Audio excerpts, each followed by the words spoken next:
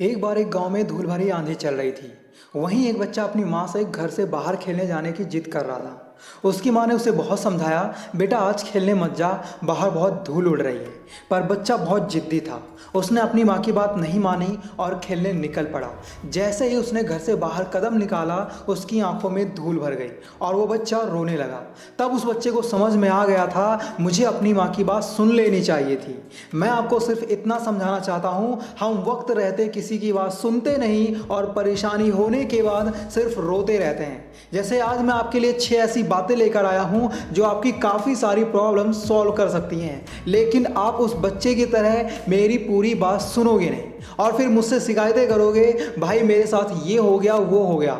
दोस्तों, दुनिया इसी ताक में बैठी रहती है कब कोई मुर्गा मिले और हम उसकी आंखों में धूल झोंककर अपना उल्लू सीधा कर लें।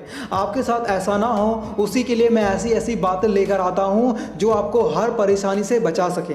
मैं तो अपना काम कर रहा हूँ वीडियोस बनाकर, सुनना या ना सुनना ये आपकी मर्जी है। बाकी यार आप लोग वीडियोस देख लेते हो पर लाइक सब्सक्राइब करना भूल जाते हो, इसलिए वीडियो को लाइक और चैनल को सब्सक्राइब करना ना भूलें। So let's start the video. सबसे पहली बात है, जो गुजर गया है उसकी चिंता नहीं करनी चाहिए, ना ही भविष्य के बारे में चिंतित होना चाहिए। समझदार लोग केवल वर्तमान में ही जीते हैं।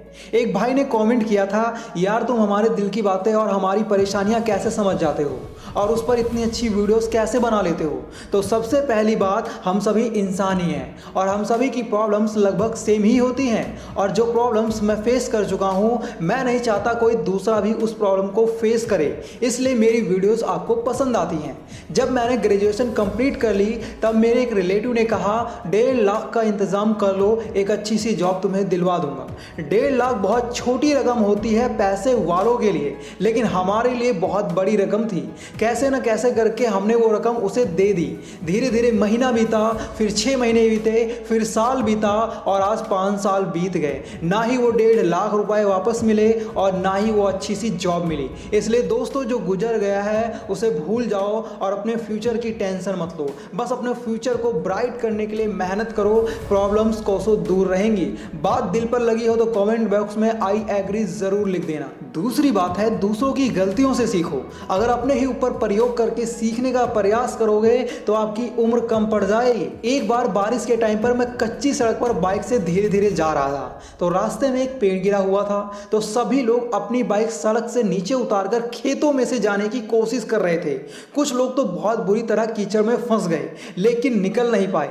उनको देखकर मैं तो समझ गया था कि किसी और रास्ते से घूमकर जाने में ही भलाई है, वरना मैं भी इसी कीचड़ में फंसा रह जाऊंगा। उम्मीद है आप समझ गए होंगे कि जरूरी नहीं कि हर काम को खुद ही करके देखा जाए, दूसरों को देखकर भी सबक मिल जाता है। तीसरी बात है, जिस आदमी से हमें काम लेना है उससे हमें वही बात करनी चाहिए जो उसे अच्छी लगे, तभी आप अपना काम पूरा करवा सकते हो।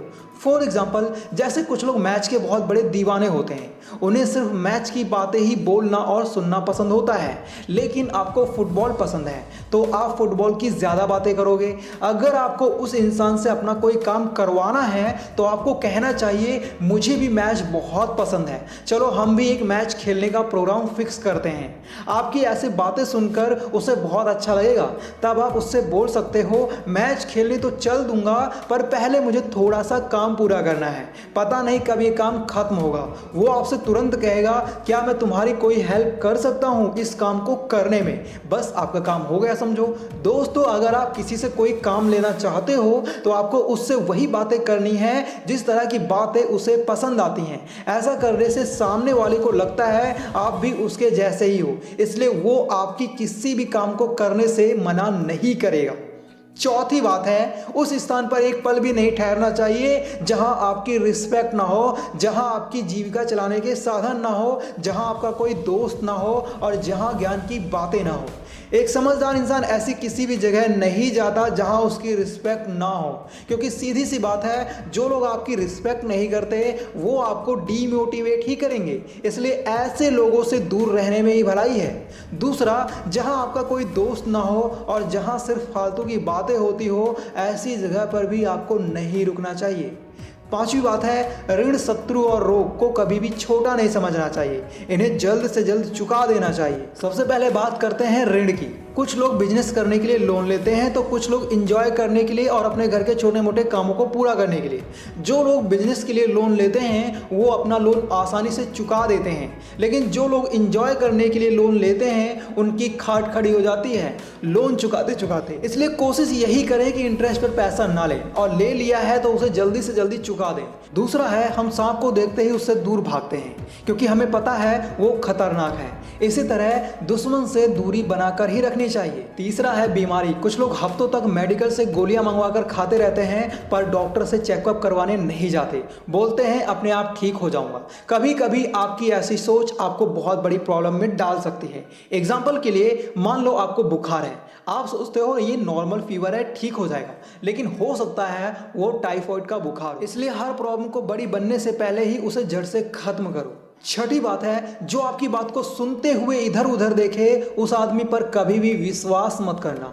हम तो अपने दिल की बात किसी इंसान से शेयर कर रहे हैं और वो इधर उधर देखकर हमें इग्नोर कर रहा है, हमें फूल समझ रहा है, और फिर भी हम उसके ऊपर ट्रस्ट करते हैं। तो ये हमारी सबसे बड़ी गलती है। इसमें दोष उस इंसान का नहीं, दोष आपका है।